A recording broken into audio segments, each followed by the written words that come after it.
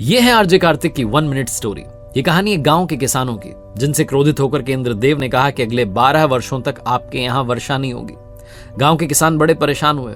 इंद्रदेव ने कहा एक ही उपाय है, भगवान शिव जी के पास जाओ, अगर वो डमरू बजा देंगे तो उसी पल आपके यहाँ बारिश हो जाएगी। जब गांव के किसान वहां पहुंचे तो इंद्रदेव ने पहले ही भगवान शिव जी से कह दिया था कि आप डमरू मत बजाना। भगवान शिव जी ने मना कर दिया कि 12 वर्षों के बाद डमरू बजेगा। गांव के किसान लौट आए, उन्हें लगा कि अब कुछ नहीं हो सकता, अपने घरों में रहने लगे, खेत पर जाना बंद कर दिया। लेकिन एक किसान रोजाना हल लेकर के चल पड़ता था, खेती करने का प्रयास करता था, निंदाई गुड़ाई सारे काम करता था। गांव के बाकी लोग उसका मजाक उड़ाते थे कि जब 12 वर्षों तक बारिश नहीं होगी तो खेत में जाते क्यों। वो किसान कहता था कि कहीं मैं खेती करना ना भूल जाऊं, इसीलिए रोजाना अभ्यास करता रहता हूं। मां पार्वती ने जब ये चर्चा सुनी तो भगवान शिव जी से कहा कि वहां एक किसान जो है रोजाना जाता है अभ्यास करने के लिए कि कहीं खेती करना इन 12 सालों में ना भूल जाए, आप कहीं 12 वर्षों में डमरू बजाना ना भूल जाएं। जैसी मां पार्वती ने कहा, महादेव जी ने डमरू उठाए जांचने के लिए कि बज रहा है कि नहीं।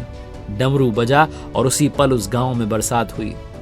वो एकमात्र किसान जो था, उसके खेत में कुछ समय के बाद फसल लहलहाई, क्योंकि उसी ने निरंतर प्रयास किया था, बीज बोए थे। जीवन में लगातार प्रयास करते रहिए, क्या पता कब डमरू बज जाए।